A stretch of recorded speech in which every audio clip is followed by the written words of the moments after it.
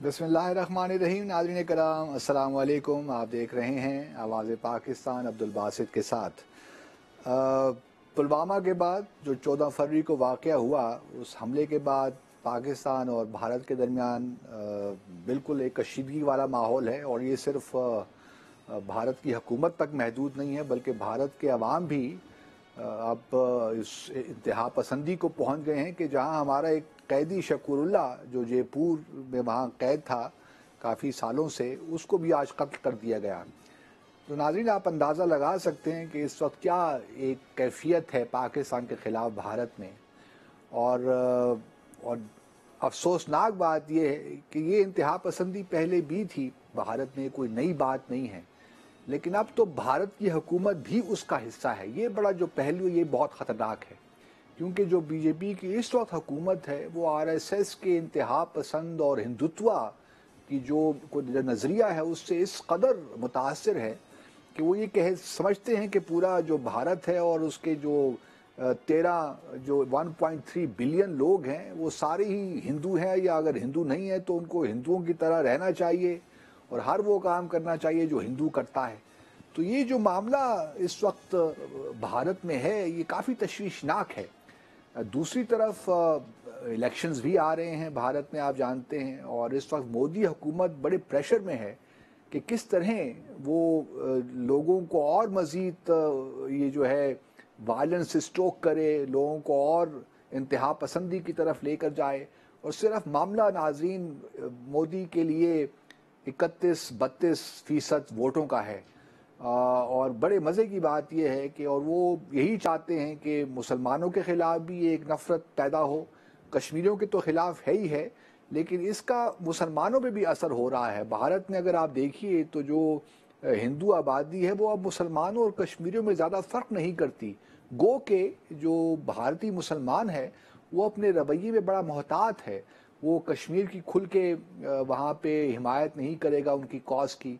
लेकिन इस वक्त चूंकि इलेक्शन है तो भारत में अब जो फ़ज़ा बन रही है वो ये है कि कश्मीरी भी वही हैं और मुसलमान भी वही हैं और सबको रगड़ा जाए। बल्कि आज तो एक और भी अच्छी खबर नहीं आई, बेंगलोर में सुना है कि कुछ 2-3 मसाजिद को भी नुकसान पहुंचाने की कोशिश की हिंदुओं ने। तो ये मामला यहाँ तक पहुँच गया। और बीजेपी की तो जो हुकूमत है, जो पार्टी है, उसका तो आप मिजाज नाज़रीन देखिए कि यूपी में फरवरी मार्च 2017 में वहाँ इंतखाबात हुए रियासत में, उत्तर प्रदेश में, और वहाँ की तकरीबन आबादी है 20 करोड़, यानी पाकिस्तान के बराबर ही है तकरीबन। और वहाँ पे 20 करोड़ में 14 से 15% मुसलमान हैं। बीजेपी ने एक उम्मीदवार भी वहाँ से खड़ा नहीं किया उस वक्त अपना एज बीजेपी कैंडिडेट। तो इससे आप ये अंदाज़ा लगा सकते हैं कि अमित शाह या प्राइम मिनिस्टर मोदी या बीजेपी या आरएसएस की हिकमत अमली क्या है। उनकी हिकमत अमली इस वक्त यही है कि पूरा हिंदू जो वोट है, जो कट्टर हिंदू हैं, उनको बीजेपी की तरफ लाया जाए, मुसलमानों के ख़िलाफ़ नफ़रत फैलाई जाए, कश्मीरियों के ख़िलाफ़ नफ़रत फैलाई जाए, ताकि एक माहौल बने। और फिर दूसरा ये कि पाकिस्तान के ख़िलाफ़ भी कोई एक्शन लिया जाए। कुछ यूनाइटेड ये भी कोशिश हो रही है इस वक्त के अक़वाम मुत्तहिदा में का इजलास बुलाया जाए और वहाँ पे पाकिस्तान के ख़िलाफ़ रेजोल्यूशन पास की जाए। ये भी इस वक्त सुनने में आ रहा है कि ये इस किस्म की कोशिशें भी वहाँ पे हो रही हैं। तो ये एक बड़ा ख़तरनाक मामला है। फिर फ्रांस सुना है कि एक रेजोल्यूशन ला रहा है सिक्योरिटी काउंसिल में मौलाना मसूद अज़हर के हवाले से कि उनको जो अलकायदा कमेटी है 1267 उसमें लाया जाए और उनको दहशतगर्द डिक्लेयर किया जाए। और अभी पिछले जो इस महीने के आखिर में एक फॉरेन मिनिस्टर्स मीटिंग हो रही है रशिया इंडिया चाइना चीन में, तो उसमें भी दोनों भारत के और चीन के वज़राए ख़ारजा की मुलाकात होगी। तो उसमें भी सुना यही है कि इंडिया चीन से कहेगा कि जो उन्होंने टेक्निकल होल्ड रखा है उसको हटाएं, ताकि चूँकि अब जैश मोहम्मद की जो है वो ज़िम्मेदारी सब ने उन्होंने ख़ुद कबूल की है इस हमले की। तो कोई वजह नहीं है कि मौलाना मसूद अज़हर जो इस बैंड तंजीम के चेयरमैन हैं उनको भी इस कमेटी में दहशतगर्द के तौर पर डिक्लेयर होना चाहिए। तो नाज़रीन, ये ख़बरें हैं, कोई अच्छी ख़बरें नहीं हैं। اور افسوس اس بات کا ہوتا ہے کہ اس وقت حکومت خود چونکہ ایک شدت پسند انتہا پسند حکومت ہے، تو وہ بھی عوام کو اسی طرف لے کر جا رہی ہے۔ اگر حکومت کچھ اعتدال پسند ہوتی، کوئی اچھے نظریات رکھتے، تو شاید وہ ان تمام چیزوں پہ قابو پا لیتے، لیکن جب حکومت خود ہی انکریج کرے، انسینٹو دے کہ جی ہاں جائیے آپ ماریے، تو پھر حالات مشکل ہو جاتے ہیں۔ پچھلے 3-4 دنوں سے جموں میں کرفیو ہے، جموں میں جو مسلمان رہتے ہیں، جو کشمیری رہتے ہیں، ان کی جانوں کو خطرہ ہے۔ تو یہ تمام معاملات جو ہیں، جو جنگی جنون جو بھارت طاری ہو گیا پلوامہ کو لے کر، یا اس کو ایک بنایا جا رہا ہے ایک ماحول ایسا کہ پاکستان کے خلاف لوگ تو باتیں وہاں یہ میڈیا میں کر رہے ہیں کہ پاکستان کا بائیکاٹ آپ کر دیجئے، ہر لیول پہ بائیکاٹ کر دیجئے، تو یہ بھی آوازیں سننے کو مل رہی ہیں۔ تو بہرحال یہ الیکشن تک یہ معاملات چلتے رہیں گے، کیونکہ الیکشن سے پہلے میں نہیں سمجھتا کہ کوئی معاملات اچھے ہونے والے ہیں۔ الیکشن کے بعد کس قسم کی حکومت بنتی ہے، بی جے پی، مودی صاحب دوبارہ اس اکثریت کے ساتھ آ سکتے ہیں، نہیں آ سکتے، کوalition بنے گا، کیا ہوگا، یہ پھر معلوم پڑے گا کہ مذاکرات ہو سکتے ہیں کہ نہیں ہو سکتے۔ میرے حساب سے ناظرین، اگر مجھ سے کوئی مشورہ مانگے اور میں مفت مشورہ دے دیتا ہوں، میں یہ نہیں کہتا ہوں کہ مفت مشورہ کیوں دینا چاہیے، کیونکہ ہمیں اپنا ملک بہت عزیز ہے، اس لیے ہم مفت مشورے بھی دیتے ہیں۔ اور مشورہ میرا یہی ہے کہ پاکستان کی حکومت کو صرف اور صرف اس وقت کشمیر ڈپلومیسی پہ فوکس رکھنا چاہیے۔ کشمیر پہ ہمارا فوکس ہوگا تو آپ دیکھیں گے کہ انٹرنیشنل ایک انوائرمنٹ بنے گی، جو مظالم ہو رہے ہیں جموں اور کشمیر میں، اس پہ انٹرنیشنل پریشر آئے گا۔ مثال کے طور پر آج بڑا اچھا کام ہوا، یورپین پارلیمنٹ میں کشمیر میں جو اس وقت مظالم ہو رہے ہیں اس پہ بحث ہوئی، اور بہت سے یورپین جو پارلیمنٹیرینز ہیں انہوں نے اپنی آواز کا بھرپور ان خدشات کا اظہار کیا جو مقبوضہ جموں اور کشمیر میں ہو رہا ہے۔ تو اس قسم کا کام کرنا چاہیے، اور یہی میں سمجھتا ہوں کہ ہماری جو ہے ایونچولی بھارت پہ یہی چیزیں پریشر لائیں گی۔ دوسری طرف پریزیڈنٹ ٹرمپ نے بھی پریس کانفرنس کی، ان سے بھی سوال پوچھا گیا پلوامہ کو لے کر، لیکن انہوں نے کوئی براہ راست جواب دینے سے انکار کر دیا۔ لیکن ہمارے ہاں یہ لوگ بھول جاتے ہیں کہ جو سب سے سخت ہارشسٹ اسٹیٹمنٹ پلوامہ کے بعد آئی وہ یو ایس کی طرف سے ہی تھی، وائٹ ہاؤس ہی کی طرف سے تھی۔ انہوں نے نہ صرف پاکستان کو ذمہ دار قرار دیا بلکہ یہ بھی کہا کہ آپ تمام جو اس قسم کی تنظیمیں ہیں ان کو بند کریں۔ سب سے ہارشسٹ جو اسٹیٹمنٹ تھی وہ یو ایس اے سے آئی تھی، لیکن ہماری یادداشتیں بڑی کمزور شاید ہیں، ہم جلد ہی معاملات کو بھول جاتے ہیں، ایک نیا واقعہ ہوتا ہے تو ہم اس کو لے کر بیٹھ جاتے ہیں۔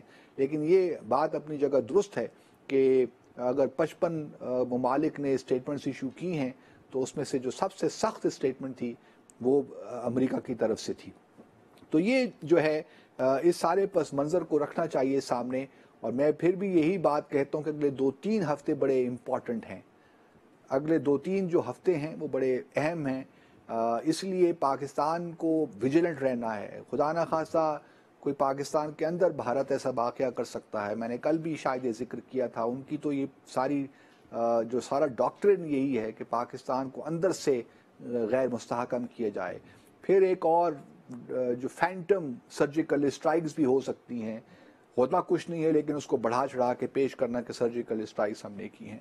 تو یہ ایک اگلے 2-3 ہفتے بڑے اہم ہیں، اور ایک پروپوزل یہ بھی ہو سکتی ہے کہ جو حکومت ہے ایک جوائنٹ پارلیمنٹری سیشن کرے اور تمام جو پارلیمنٹری پارٹیز ہیں ان کو اعتماد ملے، اور ایک ہمارا اچھا نیشنل کنسنسس ماشاءاللہ اب بھی ہے۔ آج آصف زرداری صاحب نے بڑا اچھا بیان دیا کہ اگر کوئی خدا نہ خواستہ ملٹری ایڈونچرزم اگر بھارت کی طرف سے ہوا تو ہم ساری قوم ہم ایک ساتھ کھڑے ہوں گے اور اس جارحیت کا جواب دیں گے۔ لیکن اچھا ہوگا اگر وزیر اعظم پارلیمنٹ کا جو ایک اہم ادارہ ہے اس کو بھی ایک جوائنٹ سیشن کر کے ایک ریزولوشن جوائنٹ پاس کریں، اور بڑا اچھا یہ ایک میسج نہ صرف بھارت کو جائے گا بلکہ پوری دنیا کو جائے گا۔ میں پھر بار بار یہی کہتا ہوں کہ ہم بھارت سے جنگ نہیں چاہتے، ہم بھارت کے ساتھ اچھے تعلقات رکھنا چاہتے ہیں، ہم چاہتے ہیں کہ ہمارے خطے میں اکنامک ڈیولپمنٹ ہو، انٹیگریشن ہو، انٹرڈیپینڈنس ہو، تجارت بڑھے، لیکن یہ تبھی ہوگا جب بھارت جموں اور کشمیر کا جو تنازع ہے اس کو حل کرنے کے لیے سنجیدہ ہوگا۔ بدقسمتی کے ساتھ پچھلے 70-71 سالوں میں بھارت نے کبھی بھی اس تنازع کو حل کرنے کے لیے سنجیدگی کا مظاہرہ نہیں کیا، اور جب بھی ہم نے بات شملہ ایگریمنٹ کی بات کرتے ہیں ناظرین کہ یہ صرف بائیلیٹرلی حل ہوگا. آپ پچھلے 47 سال ہو گئے ہیں شملہ ایگریمنٹ کو دستخط ہوئے, اب ہم کتنا اور ویٹ کریں, کشمیری کتنا اور ویٹ کریں؟ پھر جو مظالم ڈھائے جا رہے ہیں کشمیریوں پہ, ان کا کون پرسان حال ہوگا؟ تو یہ اب میں سمجھتا ہوں کہ اتنی جو کشمیری جد و جہد ہے وہ ہر کشمیر کے ہر گھر میں پہنچ چکی ہے, مقبوضہ جموں اور کشمیر کے. اس لیے اب بھارت کو یہ زوم نہیں رہنا چاہیے کہ وہ وقت کے ساتھ ساتھ کشمیریوں کا جو ہے وہ اس جد و جہد کی یا اسی کمر توڑ دے گا. اب وہ نہیں ہونے والا. ہر جو گیلانی صاحب کا جو نعرہ ہے کہ ہم پاکستانی ہیں, پاکستان ہمارا ہے, وہ ہر بچے کی زبان پہ ہے. تو یہ اور ہمیں بس یہی ہماری جو کشمیر ڈپلومیسی ناظرین وہ ایکٹیو ہونی چاہیے, اور یہی انٹرنیشنل پریشر جو ہیں ہمیں بلڈ کرنے چاہیے. یہی ایک واحد راستہ ہے کہ کس طرح ہم بھارت پہ پریشر ڈال سکتے ہیں. اگر ہم نے یہ کر لیا, اپنے آپ کو فوکس رکھا, رادر دین کہ ہم مذاکرات کی بات کریں, بے مقصد مذاکرات, بے نتیجہ خیز مذاکرات, کوئی نتیجہ نہیں نکلتا ان مذاکرات کا, ان کی بات کریں, ہم کشمیر ڈپلومیسی پہ فوکس کریں. اور میں پھر وہی بات دہراؤں گا, میں پچھلے کئی مہینوں سے یہی بات کر رہا ہوں, اسپیشل انوائے کی بات کر رہا ہوں جموں اینڈ کشمیر. ہمیں وہ پوائنٹ کرنا چاہیے تاکہ بھارت اور دنیا کو معلوم ہو کہ ہم کتنی اہمیت دیتے ہیں اس ایشو کو. ہمارے لیے یہ ہمارے لیے بڑا اہمیت کا حامل ہے, ہماری ٹاپ موسٹ پریورٹی ہے اس کا سلوشن نکالنا. تو یہ تبھی ہوگا. اور پارلیمنٹری کمیٹی کشمیر کی, اس کے لیے بھی میں سمجھتا ہوں کہ ہمیں فوراً اقدامات لینے چاہیے, اور فوراً یہ جو ہے اس کمیٹی کو قیام ہونا چاہیے, اور ایک سنجیدہ شخصیت کو اس کا چیئر پرسن ہونا چاہیے. وہ پرسن جو کہ صرف نہ کمٹمنٹ رکھتا ہو بلکہ اس کو معلوم ہو اس کا قانونی اعتبار سے, سیاسی اعتبار سے جموں اور کشمیر کا تنازع ہے کیا, پھر اس کو یہ بھی سمجھ بوجھ ہو کہ دنیا میں سفارتکاری کیسے کی جاتی ہے. تو یہ میں سمجھتا ہوں کہ بڑا ضروری ہے اس وقت. لیکن ہمیں ٹھنڈے دماغ سے تمام سچویشن کا جائزہ لینا چاہیے, اور اگر جوائنٹ پارلیمنٹری سیشن ہو جائے گا, بلکہ ایکسٹرا آرڈنری سیشن آپ اس پہ کنوین کیجئے, اور کسی خوف کا اظہار نہیں بلکہ ایک کنسنسس جموں اور کشمیر کے ساتھ کھڑے ان لوگوں کے ساتھ کھڑے ہونے کا اظہار کیجئے کہ ہم آپ کے ساتھ کھڑے ہیں اور آپ کی جد و جہد کے ساتھ ہیں جب تک کہ آپ کو آپ کا حق خود ارادیت نہیں مل جاتا. یہ بنیادی میسج ہمیں دنیا کو بھی دینا ہے. اور جو ہیومن رائٹ سچویشن ہے, اس ناظرین دو پہلو ہیں. ایک تو ہمارا فوکس اس وقت یہ ہونا چاہیے کہ جموں اور کشمیر میں, مقبوضہ جموں اور کشمیر میں جو مظالم ڈھائے جا رہے ہیں اس میں کمی ہو. جو وہاں پہ کالے قوانین ہے, ایفسپا ہے, پی ایس اے ہے, اس قسم کے اور جو قوانین ہیں وہ وہاں سے ہٹائے جائیں. ڈی ملٹرائزیشن ہو اس علاقے کی, اربن ایریاز کی خاص طور پہ. ایک تو یہ ہے کہ وہاں پہ جو اس وقت انسانی حقوق کی پامالی ہو رہی ہے اس میں کمی آئے. یہ ہمارا امیڈیٹ کنسرن ہونا چاہیے. پھر لانگ ٹرم کنسرن یہ ہونا چاہیے کہ اس مسئلے کو حل کس طرح کرنا ہے, اس تنازع کا سلوشن کیا ہے. تو یہ دو اگر آبجیکٹیوز ہم اپنے سامنے رکھیں گے اور اس کے مطابق اپنی ایک اسٹریٹجی بنائیں گے تو مجھے امید ہے کہ انشاءاللہ ہمیں کامیابیاں ملیں گی. دیکھیں ہمیں پچھلے سال ہم نے تھوڑا بہت کام کیا, ہیومن رائٹس کمیشنر نے اپنی ایک رپورٹ نکالی.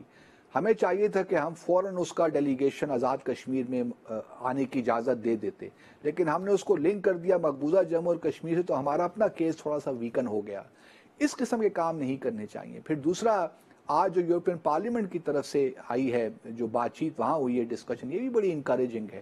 تو آہستہ آہستہ جموں اور کشمیر, مقبوضہ جموں اور کشمیر میں جو لوگ قربانیاں دے رہے ہیں اب وہ آہستہ آہستہ لوگوں کی نظروں میں آ رہی ہیں. تو ہمیں اس کو سسٹین کرنا ہے. یہ نہ ہو کہ بھارت میں الیکشن کے بعد ہم ایک بار پھر مذاکرات کے اس ٹریپ میں آ جائیں اور پھر ہماری جو توجہ ہے جموں اور کشمیر کے جو اصل مسئلہ ہے اس کی طرف سے نکل جائے. تو یہ بڑا امپورٹنٹ ہے کہ ہم نے فوکس اپنا رکھنا ہے. تو ناظرین مختصر سا وقفہ لیتے ہیں اور پھر وقفے کے بعد تھوڑا سا بات کروں گا محمد بن سلمان جو سعودی عرب کے ولی عہد ہیں, ان کا دورہ بھارت کیسا رہا. یہاں پہ بہت سی باتیں ہو رہی ہیں سوشل میڈیا پہ, تو ایک تباہی مچی ہوئی ہے, تو اس پہ ذرا بات طرف صحیح پرسپیکٹو میں دیکھ لیتے ہیں, اور پھر انشاءاللہ پروگرام کے آخری حصے میں ہم آپ کی کالز بھی لیں گے. ہمارے ساتھ رہیے.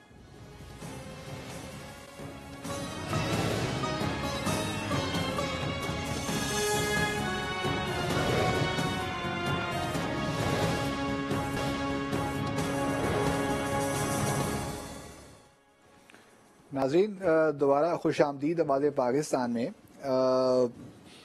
سعودی عرب کے ولی عہد کل بھارت پہنچے, وہاں 2 روزہ دورے پہ, اور پاکستان میں آبویسلی ایک ہے اور ہونا بھی چاہیے، قدرتی بات ہے کہ پھر ایک جو ہے کمپیریزن شروع ہو جاتا ہے کہ وہاں دورے میں کیا ہوا، جس طرح یہاں دورہ ہوا اس طرح ہی ہوا، کیا کیا مسائل وہاں تھے جو یہاں نہیں تھے، تو پاکستان کی طرف ٹلٹ تھا کہ بھارت کی طرف ٹلٹ تھا. تو بہت سے تبصرے بھی ہو رہے ہیں، خاص طور پہ سوشل میڈیا پہ بڑی زبردست بحث جاری ہے، اور لوگ یہاں بھی کہہ رہے ہیں کہ بھئی یہ تو مودی صاحب عجیب آدمی ہیں، یہ تو ہمارے وہ سفیر ہیں وہاں پہ، ان سے کیوں اتنی جپھی مار کے مل رہے ہیں. تو اس قسم کی بھی باتیں ہو رہی ہیں سوشل میڈیا میں. لیکن آن اے سیریس نوٹ ناظرین، پہلے تو میں آپ سے یہ گزارش اپنے ناظرین سے کرنا چاہتا ہوں کہ دیکھیے یہ جو ہے کوئی ایسی زیرو سم گیم نہیں ہوتی بین الاقوامی تعلقات میں. ہمارے تعلقات اگر سعودی عرب کے ساتھ ہیں تو اس کا مطلب یہ نہیں ہے کہ سعودی عرب کے تعلقات بھارت کے ساتھ نہیں ہو سکتے. اگر بھارت کے تعلقات ایران سے قدرے بہتر ہیں تو یہ مطلب نہیں ہے کہ ہمارے تعلقات ایران سے بالکل ختم ہو جائیں گے یا نہیں ہیں. ہمارے تعلقات کی اپنی ایک نوعیت ہے، بھارت کے تعلقات کی اپنی نوعیت ہے. جہاں تک سعودی عرب کا تعلق ہے وہاں بھی بھارت کی اپنی اسٹرینتھس ہیں، ہمارے تعلقات کی اپنی اسٹرینتھس ہیں. اگر ہمارے 2.2 یا 3 ملین تقریباً 23 لاکھ لوگ اگر وہاں کام کر رہے ہیں تو بھارت کے بھی تقریباً 30 لاکھ لوگ وہاں پہ کام کر رہے ہیں. تو یہ، اور پھر ہمارا تو ٹریڈ بہت کم ہے سعودی عرب کے ساتھ. بھارت اور سعودی عرب کا جو تجارت ہے تقریباً $28 بلین کا ہے، جو کہ بہت سعودی عرب کے فیور میں ہے. تقریباً $24 بلین کا ایکسپورٹ ہوتا ہے سعودی عرب سے بھارت کو، اور $5 سے $6 بلین کی ایکسپورٹ ہوتی ہے بھارت سے سعودی عرب. تو یہ اپنے تعلقات ہیں اور ان کی اپنی اہمیت ہے. ہمارے لیے ہمارے تعلقات کی اپنی اہمیت ہے. لیکن ہمارے تعلقات کی خاص بات یہ ہے کہ ہمارا 85 سے ان کے ساتھ ایک ایگریمنٹ ہے جس کے تحت ہم کو فوجیوں کو ٹریننگ بھی دیتے ہیں. سعودی عرب میں ہمارے ٹروپس وہاں موجود ہیں. پھر ابھی تو ہے کہ اسلامک ملٹری جو کاؤنٹر ٹیررزم کوalition ہے اس کے چیئرمین بھی سابق جو آرمی چیف ہیں جنرل راحیل شریف ہیں. تو ہماری اپنی اسٹرینتھس ہیں. پھر ہمارا ایک تعلق ہے ریلیجس اور اسلامک اس حوالے سے، گو کہ بھارت میں ہی مسلمان تقریباً 170 ملین کے قریب ہاں مسلمان ہیں. لیکن پاکستان کی بہرحال اپنی ایک اہمیت ہے سعودی عرب کے ساتھ تعلقات کی. لیکن اس کا مطلب ہرگز یہ نہیں ہے کہ سعودی عرب کے تعلقات بھارت کے ساتھ نہیں ہو سکتے. اب لوگوں نے یہاں پہ کہنا، یہاں پاکستان میں یہ کہنا شروع کر دیا. میں پہلے ایک اور بات واضح کر دوں کہ یہاں کا جو پاکستان کا دورہ ہوا ہے ولی عہد کا، وہ بڑا کامیاب دورہ رہا. اس میں جو ہمارا ایک ٹریڈیشنلی جو ہمارے تعلقات تھے وہ سیکیورٹی کی حد تک، یا ہمارے جو مین پاور وہاں جاتی تھی اس حد تک، جو ریمیٹنسز وہاں آتی تھی وہاں تک محدود تھا. لیکن اب ایک نئی جوہتیں بھی کھل رہی ہیں، انویسٹمنٹ سعودی عرب کی آ رہی ہے، اس سے ہماری تجارت بھی شاید بڑھے، انڈسٹریلائزیشن ہمارے ہاں ہو، تو ایک نئے پہلو سامنے آ رہے ہیں. تو اس وجہ سے میں اس دورے کو بڑی اہمیت دیتا ہوں کہ اگر ایم او یوز جو ہم نے سائن کیے ہیں، دستخط کیے ہیں، وہ صرف ایم او یوز اگر نہ رہ گئے اور اس پہ فالو اپ میکنزم ہونا چاہیے. اور مجھے خوشی ہے کہ پرائم منسٹر نے اپنی سربراہی میں ایک کوآرڈینیشن کونسل بنائی ہے جو کہ پیریوڈیکلی اس سارے امپلیمنٹیشن کو، پروسیس کو ریویو کرے گی. جس طرح سی پیک کے کانٹیکس میں بھی ہے تو یہاں بھی یہ ہونی چاہیے تاکہ ہمیں معلوم ہو کہ امپلیمنٹیشن صحیح معنوں میں ہو رہی ہے. تو یہ بڑی خوش آئند بات ہے. اب دیکھیے لوگ یہاں پہ کہہ رہے ہیں کہ جی دیکھیے وہاں پہ وہ گئے ولی عہد صاحب تو انہوں نے پلوامہ کا ذکر نہیں کیا. بھارت نے بڑا زور لگایا کہ وہ پلوامہ کا جو اٹیک ہے اس کو کنڈیم کریں اور پاکستان کو اس کا قصوروار ٹھہرائیں، لیکن سعودی عرب نے یہ نہیں کیا. میں تو ایکسپیکٹ کر ہی نہیں رہا تھا کہ سعودی عرب کے ولی عہد وہاں جائیں گے اور پلوامہ کے اٹیک کو اس طرح ان الفاظ میں کنڈیم کریں گے اور پاکستان کو مورد الزام ٹھہرائیں گے. یہ بھی آپ بات یاد رکھیے ناظرین کہ یہاں بھی جو جوائنٹ اسٹیٹمنٹ سائن جو ایشو ہوئی تھی ولی عہد کے دورہ پاکستان کے بعد، تو اس میں بھی جموں اور کشمیر کا ذکر نہیں تھا. صرف جو بات تھی وہ آؤٹ اسٹینڈنگ ایشوز کی تھی. جی میں نے پہلے بھی بات کی تھی کہ فلسطین کا ذکر ہے اس جوائنٹ اسٹیٹمنٹ لیکن کشمیر کا نہیں ہے. تو یہ بھی ہم تھوڑا بہت سمجھ سکتے ہیں کہ کیونکہ ولی عہد نے یہاں سے پاکستان سے بھارت جانا تھا تو وہ یہ ایک ایٹماسفیئر شاید ان کے خیال میں خراب ہو جاتا تو انہوں نے اس کو وہاں مناسب نہیں سمجھا کہ اس کو جوائنٹ اسٹیٹمنٹ میں ڈالا جائے. اسی طرح وہاں پہ جا کر ان کو ہماری حکومت نے یقیناً پلوامہ کے بارے میں بریف کیا ہوگا، تو ان کے لیے وہاں جا کر پاکستان کو اس اٹیک کو دہشت گردی کہہ دینا اور پھر پاکستان کو کنڈیم کرنا کسی طور بھی ان کے لیے مناسب نہ ہوتا، کیونکہ جو ہم نے یہاں اچیو کیا وہ بالکل کیا کہتے ہیں اس کو کہ نگیٹ ہو جاتا۔ تو اس وجہ سے ولی عہد بڑے کوشیس تھے اور انہوں نے کوئی ایسی بات نہیں کی، اور انہوں نے درمیانی راستہ اختیار کیا، نہ جموں اور کشمیر کی بات کی نہ پلوامہ کی بات کی۔ یہ ضرور انہوں نے کہا کہ جو ہے دہشت گردی کے لیے ہم اپنے کوآپریشن جو ہمارا ہے بھارت کے ساتھ وہ ہم جاری رکھیں گے، لیکن ایک اور بڑی، کیونکہ وہاں پہ جوائنٹ ایک پریس کانفرنس بھی ہوئی پاکستان جو ولی عہد کی اور پرائم منسٹر مودی کی، اس میں ایک بڑی انٹرسٹنگ بات کی، کیونکہ عربی میں تھی تو اس کا ترجمہ جو ہندی میں ہو رہا تھا وہ اس میں یہ تھا کہ جو سعودی عرب کے ولی عہد نے یہ کہا کہ جو بھارت کے ساتھ ہمارے تعلقات ہیں ہمارے ڈی این اے کا حصہ ہیں۔ اس کا مطلب یہ ہے کہ ہم جو ہماری ڈی این اے ہے، جو ہماری شخصیت ہے، اس کا حصہ ہے تاکہ بھارت کے ساتھ تعلقات۔ تو یہ باتیں بھی ہوئیں وہاں پہ، اور پھر شاید وزیر اعظم مودی نے کچھ ہم سے، وزیر اعظم عمران سے ایک لیا کلو اور کیو، تو اس میں انہوں نے بھی وہاں درخواست دے دی کہ جی ہمارے بھی جو وہاں پہ بھارتی قیدی ہیں ان کو بھی آپ رہا کریں۔ تو ولی عہد صاحب نے فوراً اعلان کر دیا کہ 850 جو قیدی ہیں ہم ان کو رہا کرتے ہیں۔ تو یہ بھی ایک جسچر وہاں بھی سعودی عرب نے بھارت کو دیا۔ پھر اس کے بعد حاجیوں کی، جو بھارت کے حاجیوں کی تعداد ہے اس کو بھی انہوں نے بڑھا کر 2 لاکھ کر دیا۔ تو اس قسم کا جو ہے جسچرز وہاں بھی ہوئے، اور پھر 100 بلین ڈالر کی انویسٹمنٹ تک کی بات ہو رہی ہے۔ تو میں بنیادی طور پہ اور پھر دوسرا ایک انہوں نے میکنزم بھی بنایا ہے کہ جو سیکیورٹی کے ایشوز ہیں، نیشنل سیکیورٹی ایڈوائزرز کے لیول پہ ایک میکنزم بنایا ہے تاکہ وہ جتنے بھی سیکیورٹی وہ ہر سال ملیں گے یا سال میں 2 بار ملیں گے، تو ایک میکنزم ہوگا جہاں وہ سیکیورٹی کے معاملات کو ریویو کریں گے اور اس پہ نوٹس کمپیئر کریں گے۔ تو یہ میں کہنا یہ چاہتا ہوں ناظرین کہ ہمیں اس سے پرابلم نہیں ہونا چاہیے، سو لانگ ایز سعودی عرب اور بھارت کے تعلقات ہمارے خلاف نہیں ہو نہیں سکتے تو ہمیں پریشان نہیں ہونا چاہیے، ہمیں فوکس کرنا چاہیے اپنے تعلقات پہ، ان کو مزید مضبوط بنانے میں، اس کو زیادہ پھیلانے میں، تاکہ وہ اقتصادی بھی ہوں، کلچرل بھی ہوں، پولیٹیکل بھی ہوں، اسٹریٹجک بھی ہوں۔ اسی میں جو ہے ہمیں ہمارے اسٹیکس ہیں یا سعودی عرب کے اسٹیکس پاکستان میں بڑھیں گے، اور ہم دیکھیں گے آہستہ آہستہ یہ تعلقات جو جموں اور کشمیر کا مسئلہ اس پہ بھی انشاءاللہ پازیٹیولی اس کا امپیکٹ آئے گا۔ ہمارا مسئلہ یہ ہوتا ہے کہ ہم جو ہے فوراً وی گیٹ کیریڈ اوے، ہم سمجھتے ہیں کہ بس ایک وزٹ ہو گیا تمام چیزیں ٹھیک ہو گئی اور ہمارے حق میں ہو گئی۔ ایسا نہیں ہوتا ناظرین، سفارتکاری ایک پروسیس ہے، اس میں آہستہ آہستہ چیزیں ٹھیک ہو جاتی ہیں بعض اوقات، اور یہ لینئر نہیں ہوتا کہ اس طرح ہی بس چیزیں چلتی ہیں سفارتکاری میں، اس میں اپس اینڈ ڈاؤنز بھی آتے ہیں، لیکن تعلقات میں اتنی ریزیلینس ہونی چاہیے، اتنی مضبوطی ہونی چاہیے کہ جب کوئی مشکل وقت بھی آئے تو وہ بھی احسن طریقے سے اس فیز کو بھی نکل جانا چاہیے۔ یہ ہوتا ہے باہمی تعلقات کی ریزیلینس سے ان کی اسٹرینتھ، اور میں سمجھتا ہوں کہ پاکستان اور سعودی عرب کے جو تعلقات ہیں ان میں یہ انہیرنٹ ریزیلینس موجود ہے۔ ہم نے دیکھا کہ یمن کے معاملے میں ہمارے ممالک میں ایک تھوڑی سی دوری آ گئی تھی، لیکن آج 4 سال کے بعد وہ دوریاں ختم ہو گئیں۔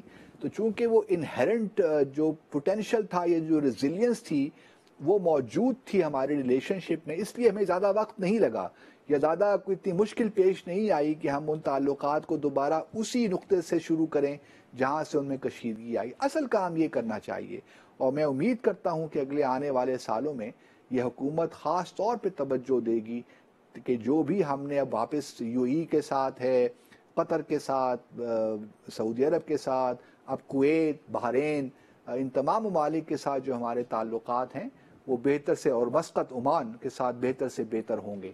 تو یہی راستہ ہے اور یہی صحیح راستہ ہے سفارتکاری کا، اور ہمیں پریشان قطعاً نہیں ہونا چاہیے، اور یہ بھی نہیں سوچنا چاہیے کہ بھارت اور سعودی عرب کے تعلقات بڑے زبردست ہو گئے تو ہم کیا کریں گے۔ ہمارے پاس بھی بہت ہماری اپنی اسٹرینتھس ہیں، اور ہم سعودی عرب کو بہت کچھ دے بھی سکتے ہیں اور ہم دے بھی رہے ہیں، نہ صرف ملٹری کے کانٹیکس میں بٹ اور بھی کیپیسٹی بلڈنگ میں, انسٹیٹیوشن بلڈنگ میں ہم ان کی بہت مدد کر سکتے ہیں, ہیومن ریسورس ڈیولپمنٹ میں ہم ان کی بہت مدد کر سکتے ہیں. تو ایسی کوئی بات نہیں ہے, ہمیں خود اعتمادی کے ساتھ اپنی سفارتکاری کو آگے بڑھانا چاہیے. تو ناظرین مختصر سا وقفہ لیتے ہیں اور اس کے بعد اگلے سیگمنٹ میں آپ کی کالز بھی لیں گے, ہمارے ساتھ رہیے.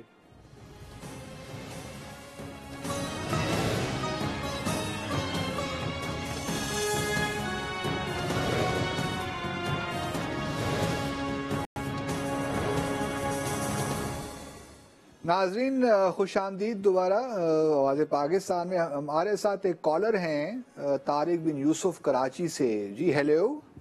جی السلام علیکم. جی وعلیکم السلام. کیسے مزاج طارق صاحب آپ کے؟ بالکل ٹھیک ٹھاک. آپ ٹھیک ہیں سر؟ اللہ کا کرم. کیا کہنا چاہتے ہیں؟ ماشاءاللہ آپ بڑی بیلنس گفتگو کر رہے ہوتے ہیں. کشمیر کے حوالے سے میں بات کرنا چاہ رہا تھا. جی فرمائیے. کہ اگر ہم دیکھیں جو امریکن ماڈل ہے وہاں پہ جو منسٹرز ہوتے ہیں نا وہ ہائرڈ ہوتے ہیں, پروفیشنل ہوتے ہیں. جی ہاں جی ہاں. اچھا ہمارے یہاں مجبوری ہے, ان کا نظام ڈفرینٹ ہے نا, ان کا پریزیڈنشل فارم آف سسٹم ہے. لیکن سر اس میں آپ دیکھیں نا کہ آپ جب کشمیر کی اگر ہم مثال لیں کہ کشمیر سے جو بھی ریلیٹڈ ہم کشمیر کمیٹی میں یا جن کو بھی بناتے ہیں ان کا کشمیر سے کوئی تعلق نہیں ہوتا ہے. مطلب تعلق سے کیا مراد ہے آپ کی؟ مطلب آپ ان لوگوں کو کریں جن کو کشمیر ایشو کے بارے میں پتا ہو, جن کی نالج ہو. جیسے آپ کی مثال دوں کہ آپ انڈیا میں ہائی کمشنر رہے, آپ کے لیے ایک پورا سبجیکٹ ہے. اب جن لوگوں کو یہ رکھتے ہیں ان کے لیے یہ سبجیکٹ نہیں ہے, ان کے لیے تو یہ ہے کہ جی بجٹ کہاں سے کرنا ہے, کیا کرنا ہے. جیسے فضل الرحمان صاحب سے پہلے آپ کی بات سمجھ گیا. ٹھیک, انہوں نے کوئی پازیٹیو چیز تو کی نہیں. تو ہمیں کشمیر کے اس میں ہمیں پروفیشنل لوگوں کو لے کے آنا چاہیے جو اس ایشو کو آگے انٹرنیشنلی بات بھی کر سکیں. اسی لیے میں کہتا ہوں نا کہ اسپیشل انوائے ایک بنا دیں, special envoy for Jammu and Kashmir, جو ان تمام ڈپلومیسی کے جو معاملات ان کو آگے لے کر چلے. آپ اس سے اتفاق کرتے ہیں؟ سوری لائن کٹ گئی. میں سمجھتا ہوں کہ پارلیمنٹ کا اپنا ایک کردار ہے ناظرین, اور ہمارے پارلیمنٹیرینز بہت اچھے سیزنڈ پارلیمنٹیرینز بھی ہیں جنہوں نے پوری عمر گزار دی اس جنون میں. ایک اور کالر ہے ہمارے ساتھ. کون صاحب؟ Hello hello. جی السلام علیکم. جی کون صاحب؟ وعلیکم السلام. کون صاحب؟ میں اشرف قندھاری بات کر رہا ہوں کراچی سے. جی ماشاءاللہ اشرف صاحب فرمائیے کیا کہنا چاہتے ہیں. میں ابھی صاحب جو کشمیر کے سلسلے میں بات کر رہے تھے نا, میں اسی کو آگے بڑھانا چاہ رہا ہوں. جی فرمائیے. کہ ہم پاکستانی جو ہیں اور ہم مسلمان بحیثیت مسلمان, ہم کو یہ حکم ہے کہ ہم پہلے اپنے گھر کو, پھر اپنے رشتہ داروں کو, پڑوسیوں کو ہم پہلے دیکھیں. ٹھیک. ہم پاکستانیوں میں ایک چیز یہ دیکھتا ہوں, نوٹ کر رہا ہوں کہ یہ ہمارے میں بڑی پرابلم کہ میرے گھر کے بچے بھوکے ہیں اور میں پڑوسیوں کو جا کے پوچھا ہوں کہ یار آپ بھوکے تو نہیں ہیں, آپ کے بچوں نے کھانا کھایا.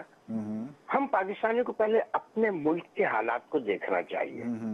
ہم خوشحال ہیں تو ہم بے شک کشمیر کے لیے, فلسطین کے لیے, اسرائیل میں جو کچھ ہو رہا ہے ان کے لیے ہم بات کریں.